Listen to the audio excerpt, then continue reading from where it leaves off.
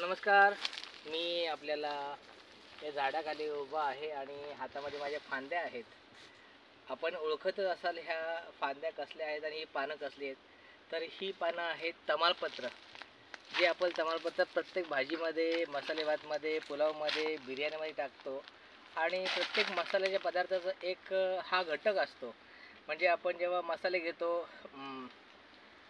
बनवण्यासाठी, मग त्या ठिकाणी मिरची असेल, धणे असेल, त्याच्यामध्ये लवंग असेल, वेलची असेल, त्याच्यामधला हा एक पान आहे म्हणजे तमालपत्राचं पान. याचं खूप मोठं वैशिष्ट्य आहे. आयुर्वेदामध्ये याचं खूप मोठं महत्त्व आहे. त्याच्यामुळं माझ्या मित्राच्या बागेमध्ये आलो आणि या बागेमध्ये हे समोरच हिरवंगार झाड एवढं मोठं दिसलं. तर मी या 2 फांद्या मला सफिशियंट होतील. तर मी या फांद्या घेऊन जाणार, याला तसंच ठेवणार फ्रीजमध्ये. सुकल्यानंतर त्याचा वापर होईल, आत्तासुद्धा वापर होईल. तर तुम्हाला आता दाखवतोय हे आंब्याची बाग, हे छान छान आंब्याची झाडं. आता बरेचसे आंबे काढलेले आहेत आणि एक तुम्हाला दाखवतोय, एक झाड असं आहे की त्या झाडाखाली खूप सारे आंबे पडलेले आहेत.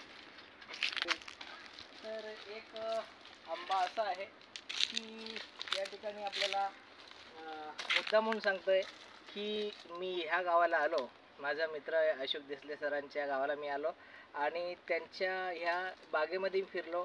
या ठिकाणी चिकूची झाडं समोर दिसतात आपल्याला. चिकूची झाडं खूप छान सुंदर अशी चिकूची झाडं भरलेली आहे. घनदाट असं त्यांचं असं अभयारण्य अरण्यासारखं झालेलं आहे.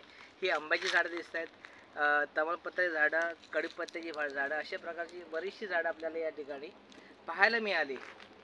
त्यानंतर त्याने मला जांभळाच्या झाडाखाली नेलं. जांभळाच्या झाडावर म्हणजे दगड पाडल्यानंतर आता जांभळं सगळे पिकलेली आहेत. काही भोर झालेले जांभळं आणि करवंद मला तिथे खायला मिळाली.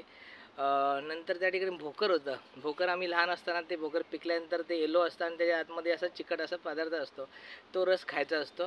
म्हणजे आयुर्वेदामध्ये जे काही महत्त्व असतं ते सर्व प्रकारचे फळं खायला मिळाली आणि इथे झाडं पाहायला मिळाली. आपण मोठं झाल्यानंतर आपल्याला लक्षात आलं की आपल्याला हापूस आंबे खायचे असतात. परंतु लहानपणी आपण जे आंबे खाल्लेले असतात ते गावठी आंबे. आता मी तुम्हाला गावठी आंबा दाखवतो आणि आता जस्ट मी 2-3 आंबे खाल्ले. आता याच झाडाखाली आपण बघूया.